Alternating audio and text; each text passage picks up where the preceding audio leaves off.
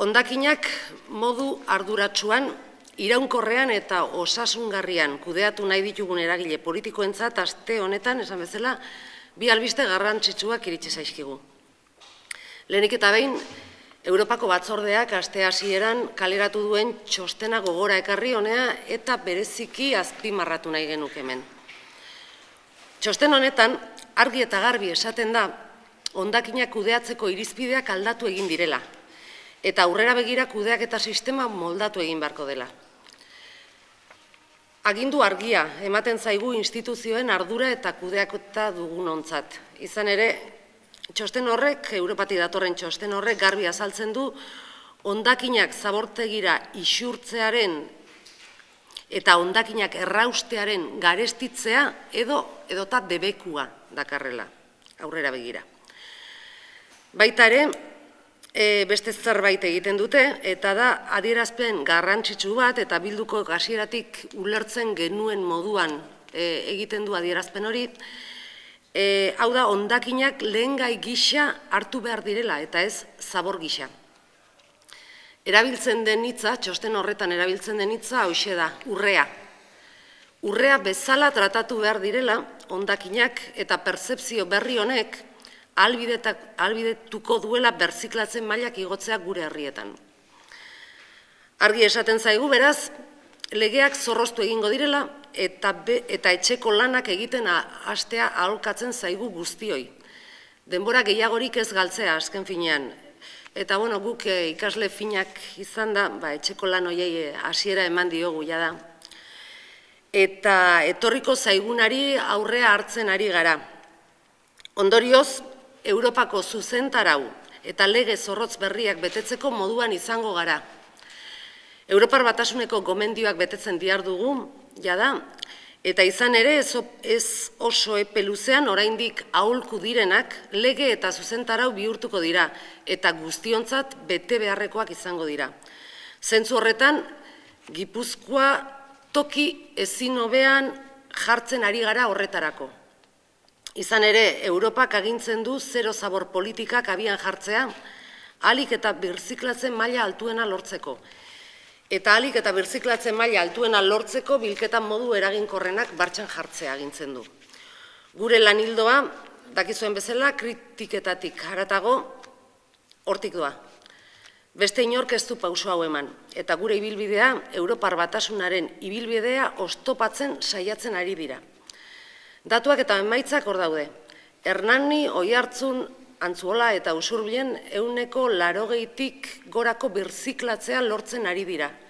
Eta aintzindariak izaten ari gara. Hau da lehenengo berri ona eta bigarren berri ona, Espainiako Ingurumen Ministerioak txalotu egin duela aipatutako herri horietan egiten ari garen biltzeketa modua. Aste honetan bertan, ministerio horretako webgunean, Usurbilgo atez atekoa praktika honen atalean sartu dute. Zer esan nahi du honek? Kontuan hartzeko eredua dela esaten zaigu. Txalotu egiten da. Eta gainerakoen jarraitu beharreko eredutzat jotzen da. Atezateko sistema abiatzeko prozesu guztiaren berri ematen du bertan, webgune horretan, Usurbil nun dagoen kokatutan, olako herria den, ze parte hartze prozesua egin zen herrian bere garaian herritarrekin batera bilketa sistema hau adosteko, ze emaitzak eman dituen, eta bar, ez? Eta, nahi balin badezute hor dago, web ofizialean, ministerioaren web ofizialean daude, datu guztiak eta Usurbilgo eredua hortxe dago. Noski egun hauetan, aspaldiko, azken hilabete hauetan Usurbilko kaleak zikinak, zaborrez gainezka, arratoiez betetak egongo balira bezala, eizketan haitu dira, hainbat alderdi politikoren propagandan agertzen den irudi erreal hori zabaldu eginda, baita ere sistema garestia izango den sistema bat ere esan da, esamesa desente ugari izan da, eta ez dugu uste praktika honen atalean sartuko zutenik guzti hori horrela izan balitzez. Honek agerian uzten du, atezatekoaren inguruan PNV-ek edo PSOek saldu nahi duten irudia gezur hutsa dela. Eta eraiki duten gezurrezko gaztelu hori egunez egun erortzen ari zaiela burutik behera.